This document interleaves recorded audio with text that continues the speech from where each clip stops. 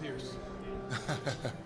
Oh, that's a lot of things come to my mind, but I would say ultimately the first thing is um, competitor, a guy that plays, tremendously hard, a guy who I've earned and who I watch earn get a lot of respect around the league. Um, sometimes he's not considered in that elite class, and I think now going up in the Raptors tomorrow, and ultimately one day he'll be in the Hall of Fame. He'll start to get his just due to be considered with the LeBrons and the Tracy McGrady's, the Carmelo Anthony's. He'll be in that same conversation when you think about some of the greatest small forwards that ever played the game.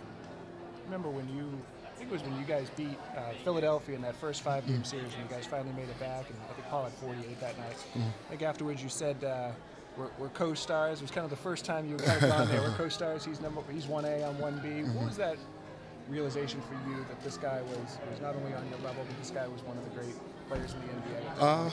Probably in the playoffs, when we finally got to the playoffs, and he took his game to another level, and obviously he led us in scoring, and the way he led us and the way he dominated games. I think obviously you start to see how a guy can play the game, his ability to get to the free throw line, and his ability to score the basketball, especially at crunch time in the fourth quarter.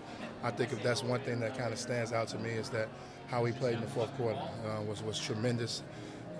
He probably was the best one. He's got to be considered one of the clutch fourth quarter players that would play the game. So those are things that kind of let me know that he kind of separated himself from the bunch, and he can score better than me. So sometimes you got to humble yourself and know what a guy does better than you. So he can score better than me. He can get to the foul line. He had the favor of the referees on his side.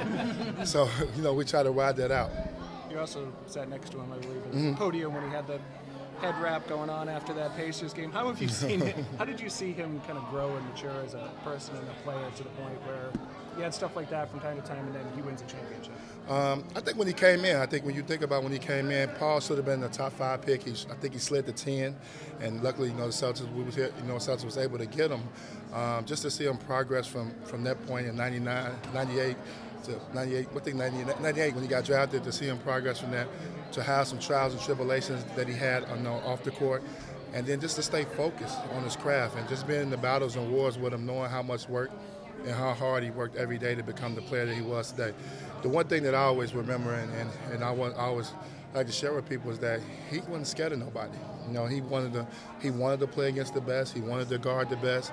He wanted to be the best, and that's one thing that that's got him to the point where he's at today, and that the Celtics are putting him in the Raptors because of that mentality and attitude.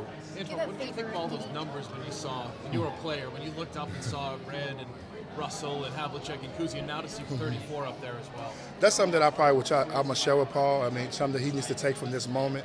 That it's hard to get up there with those guys. You have to really feel special about yourself and the work that you put in to be considered in the same class with those guys. I think back when I came into the league, and I just remember my workout, and it was ML Carr, Dennis Johnson, Casey Jones, Tommy Heinsohn, Larry Bird. This is the guys that are standing in my workout. And, to be along that class with those guys is just going to be an amazing feeling for him. And it's just be a surreal feeling, too, as well for him. Do you have maybe a personal memory or a story that stands out to you? It's so many. Obviously, me and Paul, we're very close when we play here. We talk basketball all the time.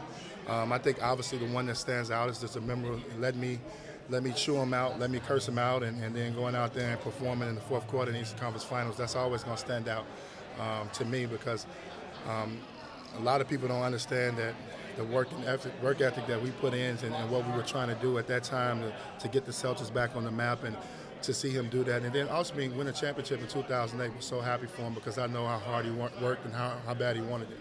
Excellent. Thank you.